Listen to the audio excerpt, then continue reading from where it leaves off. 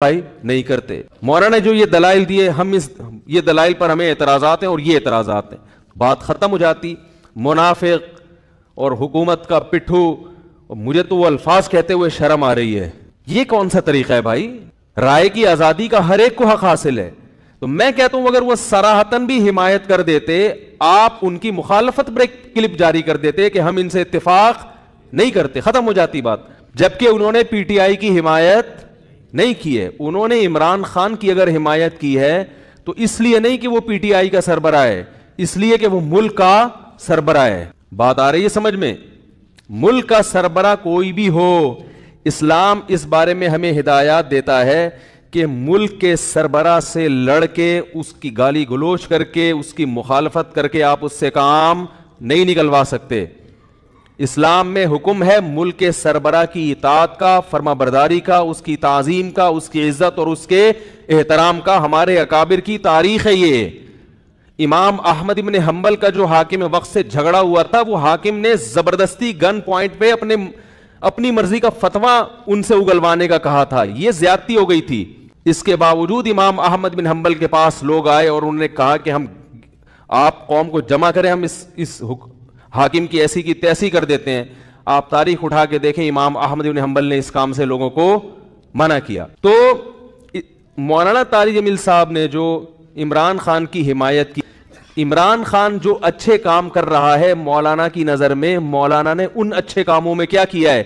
لوگوں کو ترغیب دی ہے کہ اس میں عمران خان کا ساتھ دیں. اور میں بھی یہی کہتا ہوں, اور صرف عمران خان کے بارے میں نہیں کہتا. اگر نواز شریف کی حکومت ہوتی اور وہ کچھ اچھے کام کر رہا ہوتا تو میں بھی یہ کہتا کہ اس معاملے میں آپ کس کی حمایت کریں؟ نواز شریف کی حمایت کریں. زرداری بھی اگر کوئی اچھے کام کرے گا تو ہم ببانگے دوہل یہ کہیں گے کہ اس کام میں آپ کس کی حمایت کریں. وہ الگ بات ہے اس بیچارے نے, یعنی اس میں ابھی تک اختلاف ہے کہ کوئی ایسا کام کیا بھی ہے کہ جس کو اچھا کہا جا سکے کہ نہیں, اس میں اختلاف ہے. کچھ کہتے ہیں کہا ہے کیا, کچھ کہتے ہیں نہیں کیا. تو کوئی بھی کرے گا.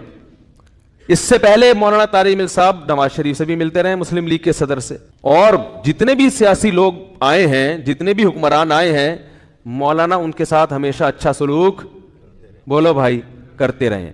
کیوں کرتے رہے یہ میں ابھی آ رہا ہوں اس پر, کیونکہ اس کو لوگ کہتے ہیں یہ تو حکومت کے چاپلوسی اور مکھن لگانے والی پالیسی ہے. علماء حق کا تو یہ کردار نہیں ہونا چاہیے.